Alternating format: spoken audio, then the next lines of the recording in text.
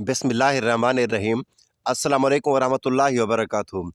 नाज़रीन, इंसान अपनी ज़िंदगी में जो काम पसंद करता है उसे बड़े शौक़ से सर अंजाम देता है। जो काम पसंद करता है उसे बड़ी दिलचस्पी से अंजाम देता है।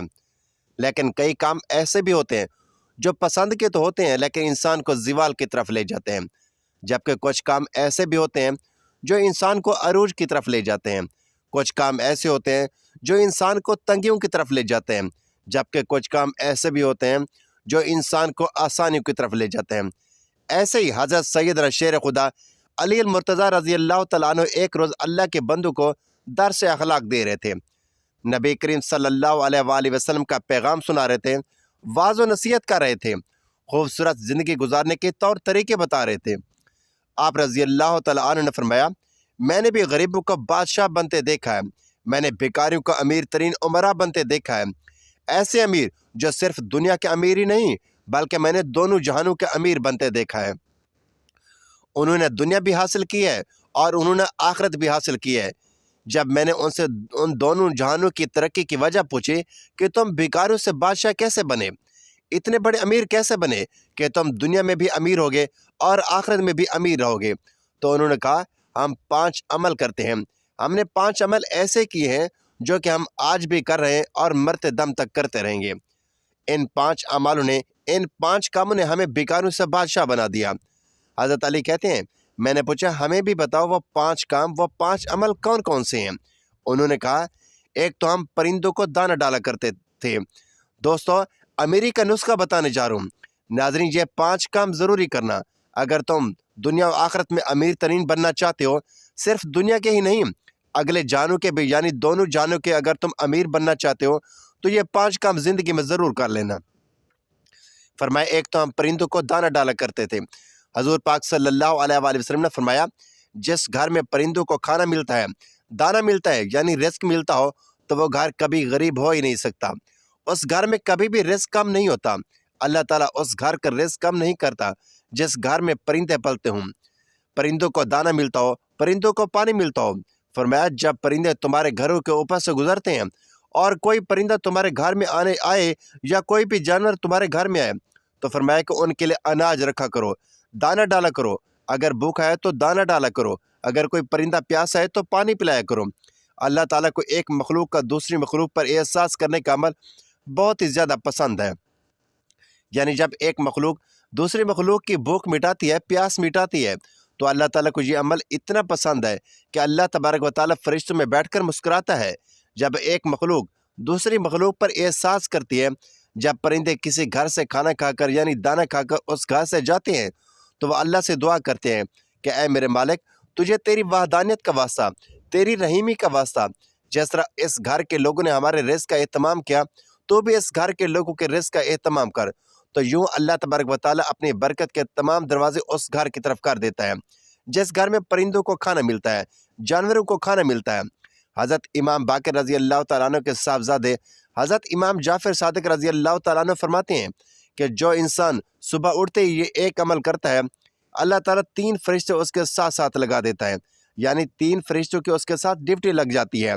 वो सुबह दोपहर शाम उसके साथ साथ ही रहते हैं। तो इन फरिश्तों का काम क्या होता है? पहला फरिश्ता उस इंसान की इज़्ज़त बढ़ाने के असबाब पैदा करता है, दूसरा फरिश्ता उसका रिज़्क़ बढ़ाने के लिए असबाब पैदा करता है, जबकि तीसरा फरिश्ता उससे मुसीबतों से बचाने के लिए असबाब पैदा करता है। पूछा गया कि हज़रत, आखिर वो नेक अमल है कौन सा, इतना फ़ायदेमंद अमल है कौन सा? तो हज़रत इमाम जाफ़र सादिक ने फरमाया, वो है परिंदों को दाना डालना। जो शख्स सुबह सवेरे उठकर दूसरी मखलूक को खाना देता है, अल्लाह ताला उस पर 3 फरिश्तों की ड्यूटी लगा देता है। उसके बाद हज़रत अली रज़ी अल्लाह तआला अन्हु ने फरमाया कि उस शख्स ने कहा कि उनका दूसरा अमल यानी दूसरा काम जो करते थे वो ये था कि वो गरीबों की मदद किया करते थे। जो शख्स गरीबों की मदद करता है वो ज़िंदगी में कभी भी गरीब नहीं होता। नाज़रीन, बंदे की इबादत बंदे को उस मकाम तक नहीं पहुँचाती जहाँ गरीबों की मदद पहुँचाती है, जहाँ गरीबों की खिदमत पहुँचाती है। जब गरीबों की खिदमत की बात आती है तो मेरे नबी सल्लल्लाहु अलैहि वसल्लम के कदमों में बैठने वाले सैयदना हज़रत अबू बकर सिद्दीक़ रज़ी अल्लाह तआला अन्हु से बढ़कर अच्छा हुक्मरान दुनिया में कोई नहीं आया। इसी तरह सैयदना उमर फ़ारूक रज़ी अल्लाह तआला अन्हु से बढ़कर कोई बादशाह नहीं आया। सखावत में हज़रत सैयदना उस्मान गनी रज़ी अल्लाह तआला अन्हु से बढ़कर कोई हुक्मरान नहीं आया। اور علمی فراست میں حضرت سیدنا علی المرتضیٰ رضی اللہ تعالیٰ عنہ سے اچھا حکمران کوئی اس دنیا میں نہیں آیا۔ کوئی ایسا مشہور و معروف بادشاہ نہیں گزرا کہ 14 صدیاں گزرنے کے بعد بھی جس کے نام کے نعرے لگتے ہوں تو غریبوں کی مدد کی جب بات آتی تو کندھے میں بوریاں لاد لاد کر لے جاتے اور غریبوں کی مدد کیا کرتے تھے، غریبوں کو کھانا کھلایا کرتے تھے۔ ایک بدو تھا جس کی بیوی حاملہ تھی، بچے کی پیدائش کے وقت قریب ہے جبکہ گھر میں 1 روپیہ بھی نہیں ہے۔ اب یہ لوگ پریشان تھے کہ پیسہ ایک بھی نہیں ہے جبکہ بچے کی پیدائش کا وقت قریب ہے۔ وہ حق ہمسایوں کے پاس گئے کہ ہمیں کچھ قرض دے دو، انہوں نے کچھ نہ دیا تو بدو کے ذہن میں ایک ترکیب آئی کہ کیوں نہ مدینے میں چلا جاؤں، حضرت سیدنا عمر فاروق رضی اللہ تعالیٰ عنہ کے پاس چلا جاؤں، ان کے سامنے جا کر فریاد کروں، عرض کروں، وہ میری ضرور مدد کریں گے۔ یہ بدو اپنی حاملہ بیوی کو لے کر مدینہ کی طرف جا رہا ہے۔ چلتے چلتے جیسے ہی مدینے کی سرزمین پر قدم رکھا شام ہو گئی، رات ڈھلنے لگی، بچے کی پیدائش کا وقت قریب تھا۔ اس نے بیوی کو کہا کہ کیوں نہ ہم یہیں خیمہ لگا کر رات بسر کر لیتے ہیں، صبح ہوتے ہی حضرت عمر فاروق رضی اللہ تعالیٰ عنہ کے پاس چلے جائیں گے۔ رات یہ لوگ وہاں ٹھہرے۔ رات کا دوسرا پہر جب آیا تو بیوی درد سے چیخنے لگی۔ بچے کی پیدائش کا وقت قریب ہے اور یہ بیوی کو حوصلے دے رہا ہے، ابھی فجر ہونے والی ہے، چلتے ہیں عمر کے پاس اپنا مسئلہ حل کرواتے ہیں۔ حضرت سیدنا عمر فاروق رضی اللہ تعالیٰ عنہ کی عادت تھی کہ آپ رات کے دوسرے پہر مدینے کی گلیوں میں گشت کیا کرتے تھے۔ آپ فرمایا کرتے تھے کہ میری حکمرانی میں اگر کوئی کتا بھی پیاسا مر گیا تو حساب عمر کو دینا پڑے گا۔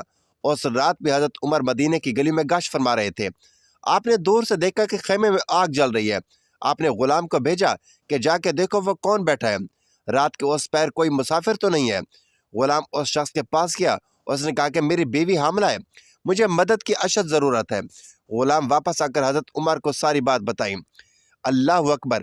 حضرت سیدنا عمر فاروق دوڑ کر گئے، اپنے بیوی کو اٹھایا، کہا اٹھو، اگر تجھے ثواب مل رہا ہو تو لینا چاہو گی، اگر تمہیں نیکیاں مل رہی ہوں تو کیا لینا چاہو گی؟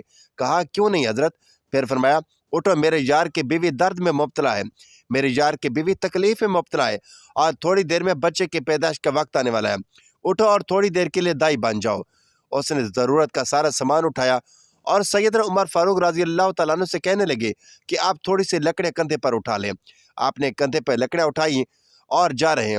حضرت عمر فاروق رضی اللہ تعالیٰ عنہ کی زوجہ محترمہ خیمے کے اندر چلی گئی جہاں عورت چیخ رہی تھی، تو حضرت عمر باہر اس بدو کے سامنے ہاتھ باندھ کر کھڑے ہو گئے۔ بدو نے یہ سمجھا کہ یہ کوئی غلام ہے، اس غلام کی بیوی دائی ہے اور یہ اس کا شوہر ہے اور یہاں کا غلام ہے۔ اس نے حکم چلانے شروع کر دیے، آرڈر چلانے شروع کر دیے اور کہا جلدی جاؤ، لکڑیاں لے کر آؤ۔ آپ دوڑ کر جاتے ہیں اور لکڑیاں لے کر آتے ہیں۔ جلدی کرو، آگ جلاؤ۔ آپ پھونکے مارتے ہیں اور آگ جلاتے ہیں۔ اللہ اکبر!